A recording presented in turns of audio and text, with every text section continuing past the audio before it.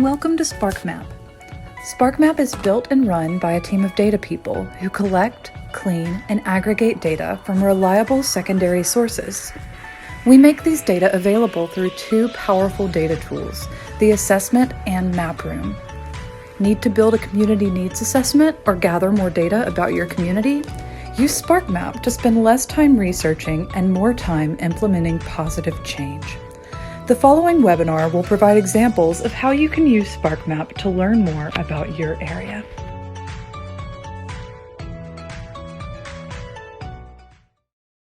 Hi, my name is Shay Morrison, and I am the Communications Specialist at the Center for Applied Research and Engagement Systems, which is SparkMap's parent company. Today, I'm excited to lead you in our short webinar entitled From Farm to Table, Prioritizing Local Food, which will focus on some of our crop and food retailer layers in the SparkMap map room. Fall is a time to celebrate family, friends, and the harvest. What better way to do this than by buying local produce and supporting farmers in your area? To help you identify locally grown food and farms, we will highlight several useful layers in our map room and use our query data tool to find farmers markets in your area that accept SNAP. We'll wrap up by discussing why this information is important to you. Let's get started.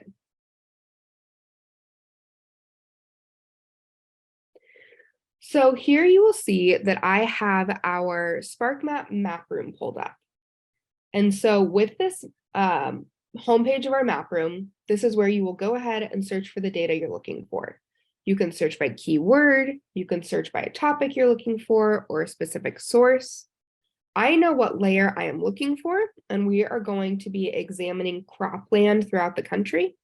And so I'm going to go ahead and search by keyword, which for today, right now, will be cropland. And we're going to go ahead and select this first layer and then add it to our map. And so by zooming in, you can already start to see different areas of the country that specialize in growing different crops. I want to compare a couple of different areas and regions of the country for you. So if we go ahead and look at Stockton, California, we can see that this is a very diverse growing area. And so by clicking on the map, we'll see that these pink areas are growing alfalfa. These purple ones are growing grapes. Down here in the dark blue, we have open water. So that's not a crop, but it's still notating where we might find water sources on the map. And then if we click around, we'll keep seeing the different crops.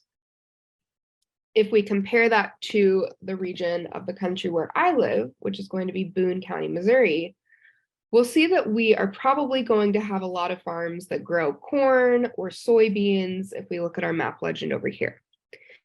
And so this is important because it's telling me what kind of food I might be able to find in my region.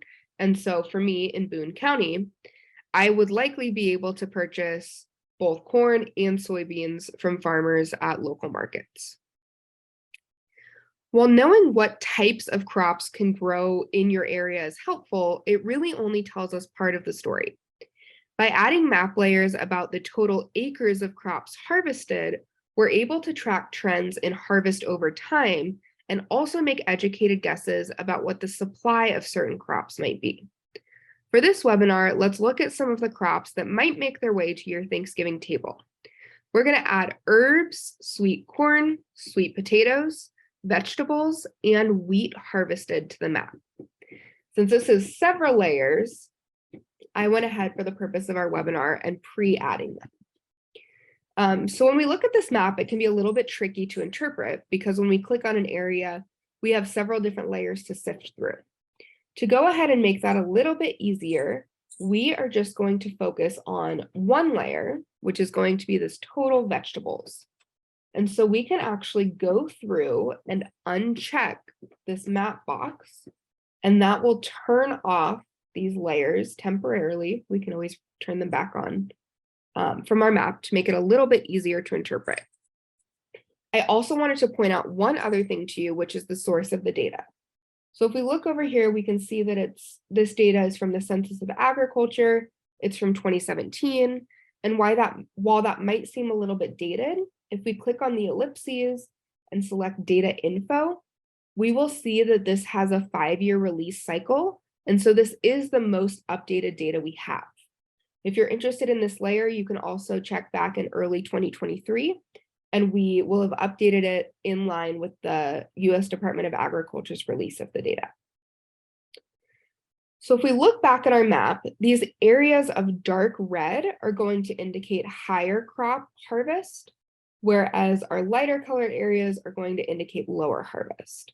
So if we look down here and zoom into Yuma County, Arizona, we will see that in total, in that 2012 to 2017 time period, nearly 108,000 acres of vegetables were harvested, which made up approximately 55.7% of all crops harvested in that county during that time period.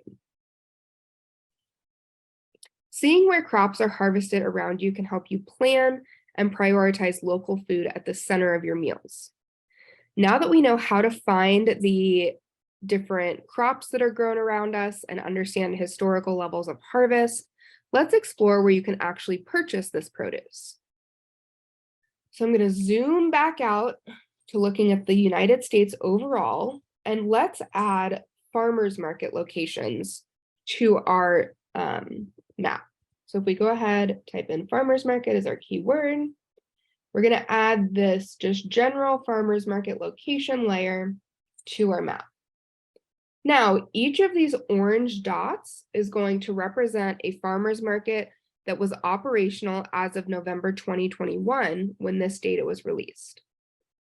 To look at a different region of the country, let's go ahead and zoom into Austin, Texas.